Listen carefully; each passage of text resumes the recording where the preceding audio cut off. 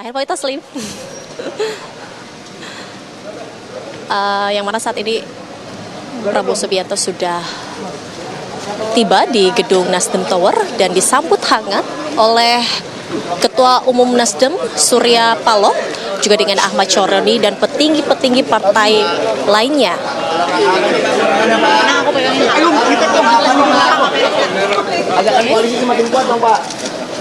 Keduanya sangat terlihat. Belakang tangga awas dibuka, Ya. Pak. Belakang tangga di belakang. Aman, abang. Oke, siap, aman. Oke.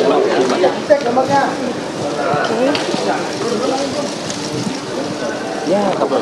Kabel, Pak. Kabel, Pak.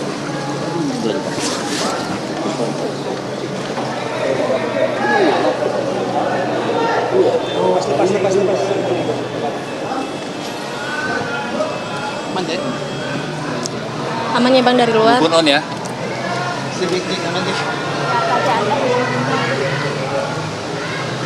Telah tiba di kantor DPP Partai Nasdem Jakarta di wilayah Menteng beserta dengan sejumlah jajaran dari Koalisi Indonesia Maju. Kalau Anda saksikan pertemuan antara Prabowo dan juga Surya Paloh, ini adalah momen yang sangat ditunggu untuk melihat bagaimanakah langkah selanjutnya, baik itu sikap dari pemerintahan Prabowo Gibran nantinya dan juga sikap dari Partai Nasdem sendiri. Mengingat Prabowo Subianto dan juga Gibran Rakabuming Raka telah ditetapkan oleh KPU memenangi rekapitulasi Pilpres 2024.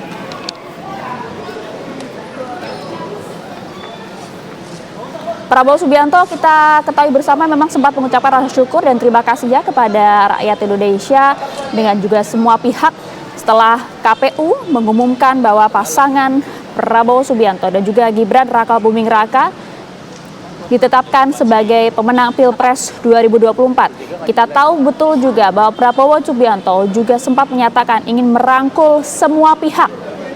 Dan beberapa hari lalu pun kita juga sempat mendengar bahwa Surya Paloh sempat menyampaikan ucapan selamat kepada Prabowo dan juga Gibran atas kemenangannya di Pilpres 2024. Lantas pemirsa, akankah kemudian pertemuan ini merupakan langkah pasti bahwa Nasdem memilih bergabung dengan pemerintahan Prabowo Gibran?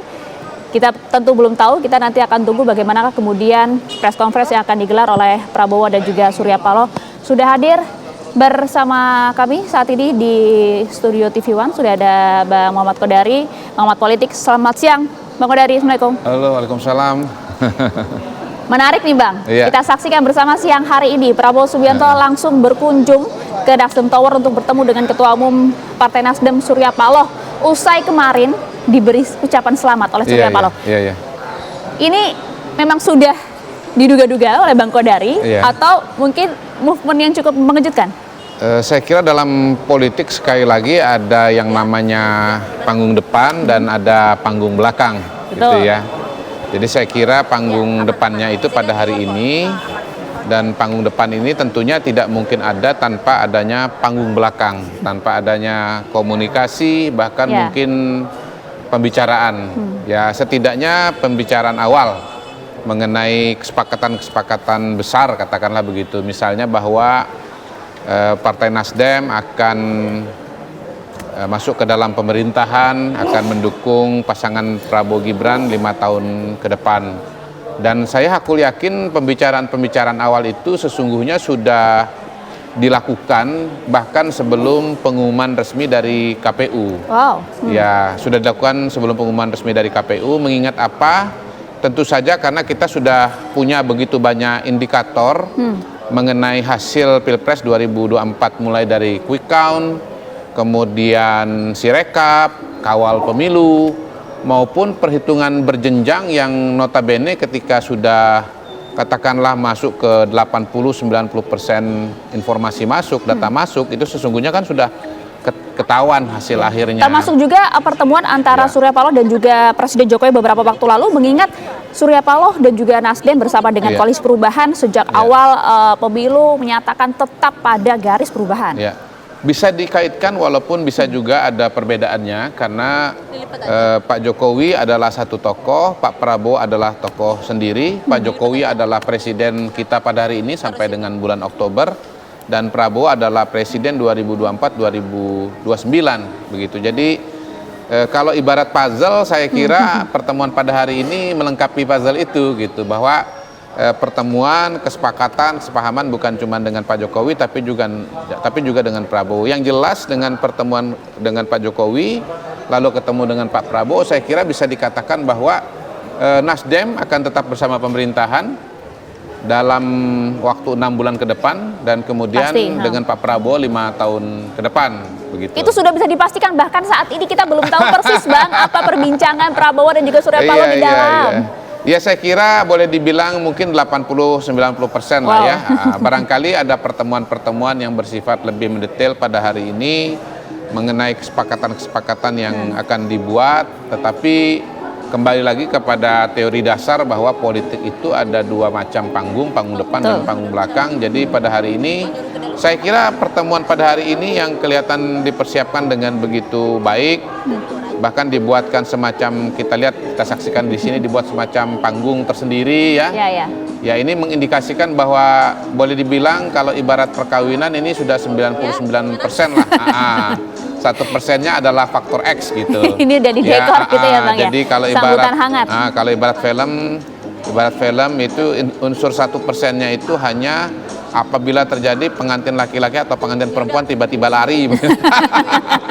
Nah, kemungkinan itu mungkin tidak? Iya, kemungkinan itu selalu ada. Orang mau menikah saja kan tetap ada kejadian-kejadian dramatis. Tetapi saya kira sekali lagi bahwa acara pada hari ini bukan jatuh dari langit, bukan sesuatu yang berjalan dari kemarin, tetapi sudah berjalan dari beberapa waktu yang lalu begitu. Sudah, bahkan ada kemungkinan menurut saya sudah terjadi pertemuan-pertemuan antara Pak Surya Paloh dan Prabowo, pertemuan yang bersifat empat mata atau tertutup begitu. Baik itu komunikasi langsung maupun tidak ya sebenarnya yang tidak melibatkan media, yang tidak diinfokan kepada media, yang tidak mendapatkan sorotan kamera secara besar-besaran seperti pada hari ini. Jadi ya saya kira pada hari pengumuman itu kan sebetulnya ada hal yang menarik, bahwa Pak Surya Paloh itu pengumumannya belum selesai pun juga sudah langsung bikin press conference gitu. Artinya ini semua sudah dibuat persiapannya, sudah dibuat jadwalnya.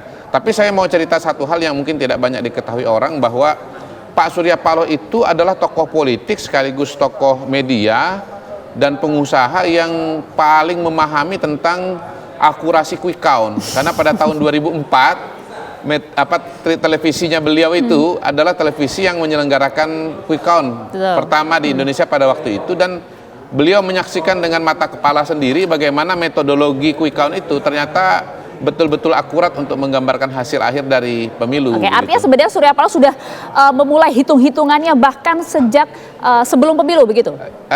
Setelah tentu saja kalau hitung-hitungan, tapi keputusannya atau langkah apa yang akan diambil itu sudah beliau ketahui bahkan sebelum quick count. Yakni pada saat exit poll. Jadi exit poll itu beliau sudah melancarkan komunikasi telepon kepada para tokoh-tokoh yang menentukan konstelasi politik di negeri ini. Mempersiapkan pintu-pintu lain itu tadi. Sudah mengetuk dan sudah mulai membuka pintu dan jendela politik pada saat exit poll itu dilakukan, dan kemudian terkonfirmasi dari hasil quick count pada sore harinya. Exit poll kan siang-siang sekitar jam 11, jam 12 itu sudah ketahuan. Quick count baru dimulai pada jam 13. Jam 14, jam 17, jam 18 kita sudah tahu hasilnya. Dan bayangkan ketika orang baru menyimpulkan pemenang itu pada jam 18 barangkali, Pak Surya Paloh dari jam 11, jam 12 sudah telepon kiri kanan. Tahu betul ini suasana kebatinan Surya Paloh nampaknya Bang Kodari ya.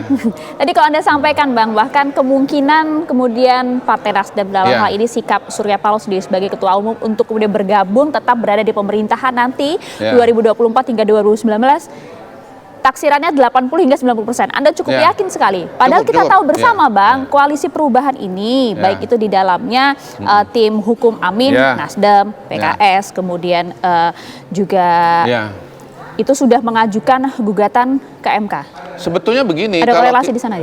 Pertama tentu saja gugatan itu dilakukan dalam kerangka pasangan calon ya, karena yang majukan pasangan calon.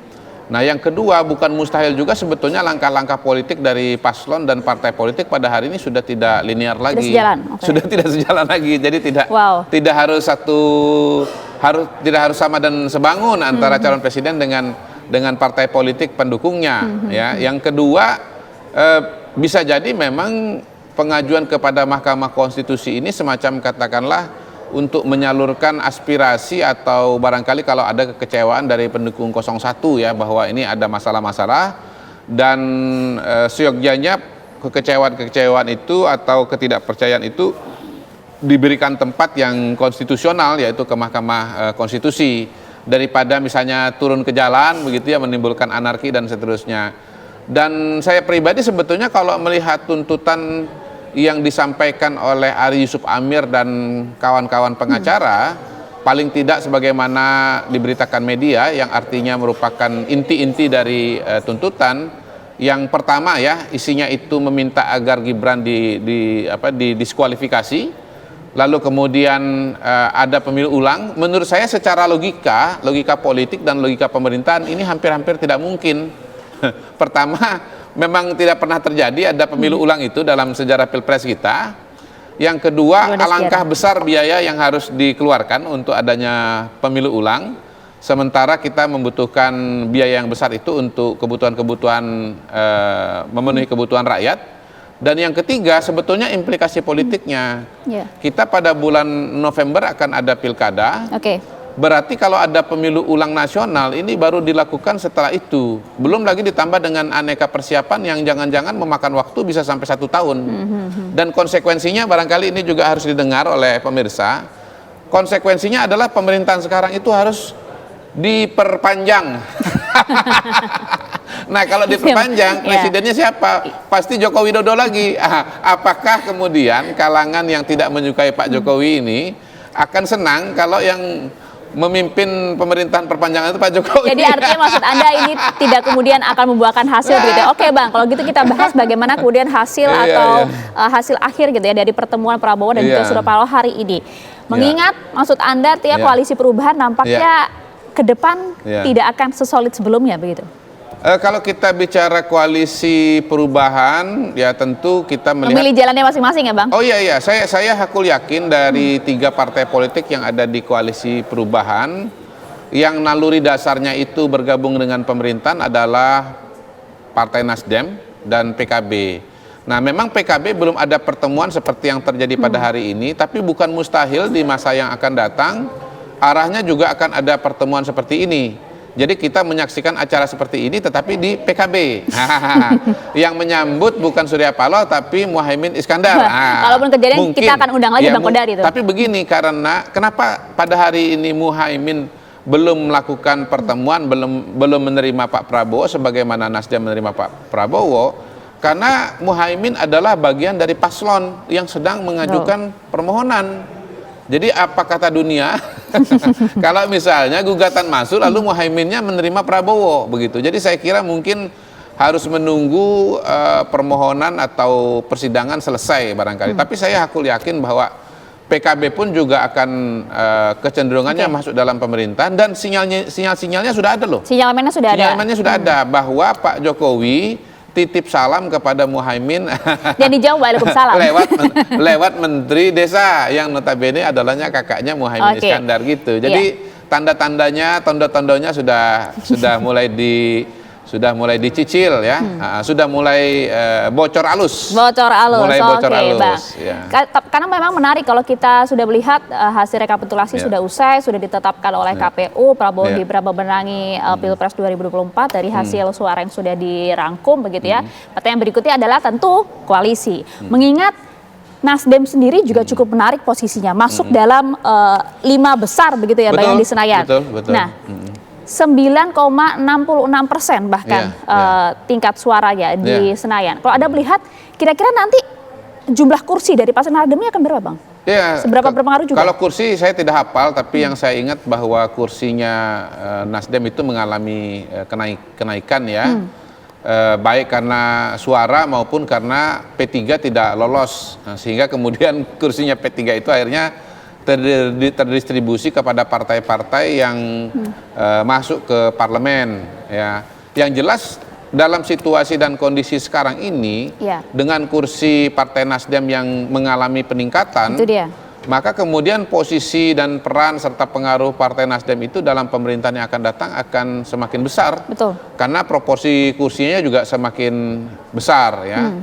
Dan ya saya sekali lagi melihat bahwa Pak Surya Paloh ini dalam dinamika politik pada hari ini, pada saat kita berbicara ini dalam 1-2 hari sampai sebulan ke depan, telah menjadi salah satu game changer dalam dinamika politik yang ada. Menurut saya pada hari ini menjadi lebih sulit bagi hak angket untuk bisa goal di parlemen. Nah, itu maksud Iya, saya, Bang. Karena iya. kalau kita melihat sebenarnya jumlah kursi hitung-hitungan kasar ya dari Koalisi Indonesia Maju kan paling tidak mencapai 45% lah. Kurang Iya, dari iya. 50, Iya, iya. kurang dari setengah gitu ya. Tapi Iya. dengan masuknya kemudian Nasdem Iya, di iya. pemerintahan Prabowo Iya. Gibran nantinya Iya. justru akan mendominasi di Iya, saya. iya. Gini, kalau bicara hak angket, kita masih berbicara mengenai kursi DPR pada tahun ini, belum berbicara mengenai tahun depan. Karena yang terpilih dari pemilu 2024 kan baru dilantik Oktober yang akan Iya. datang, gitu.